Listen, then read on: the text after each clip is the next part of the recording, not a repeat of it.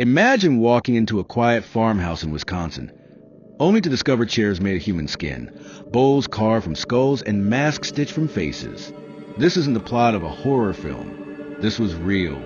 This was the home of Ed Gein, the man who would later be called the Butcher of Plainfield. Ed Gein was born on August 27, 1906 in La Crosse, Wisconsin. His childhood was anything but normal. He lived under the shadow of a fanatically religious and abusive mother, Augusta, who preached that women were sinful and evil. His father was a weak alcoholic, and Ed grew up isolated, lonely, and emotionally dependent on his mother. When she died in 1945, Ed's already fragile mind broke even further.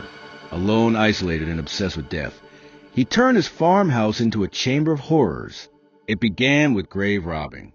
Late at night, Ed would sneak into cemeteries, dig up corpses, and take body parts back home. But he didn't just collect them. He transformed them.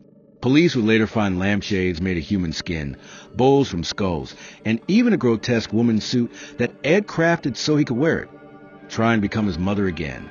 But grave robbing wasn't enough. In 1954, Mary Hogan, a tavern owner, mysteriously vanished. And in 1957, Bernice Wardens, a hardware store owner, disappeared in broad daylight. Her store's cash register was missing, and so was Ed Gein. Police went to Gein's farmhouse, expecting to find Bernice alive. What they found instead was something no one could have imagined. In a shed, they discovered Bernice Warden's body, decapitated and hung upside down like an animal. Inside the house, officers uncovered horrors beyond belief.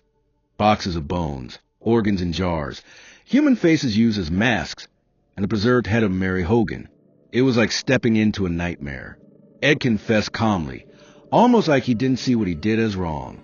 He admitted to killing 2 women, Bernice Wardens and Mary Hogan. But whispers remain. Did he also kill his brother years earlier during a mysterious fire?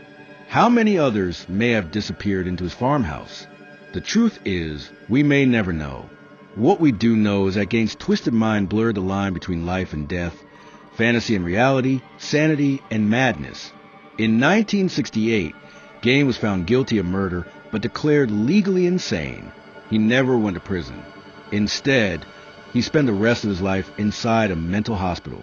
On July 26, 1984, Ed Gein died of respiratory failure at the age of 77. But his legacy lives on in the darkest corners of pop culture. Ed Gein became the real-life inspiration for horror icons like Norman Bates in Psycho, Leatherface in the Texas Chainsaw Massacre, and Buffalo Bill in the Silence of the Lambs. Even in death, Ed Gein's story forces us to ask, how much of true horror is found not in the movies, but in real life?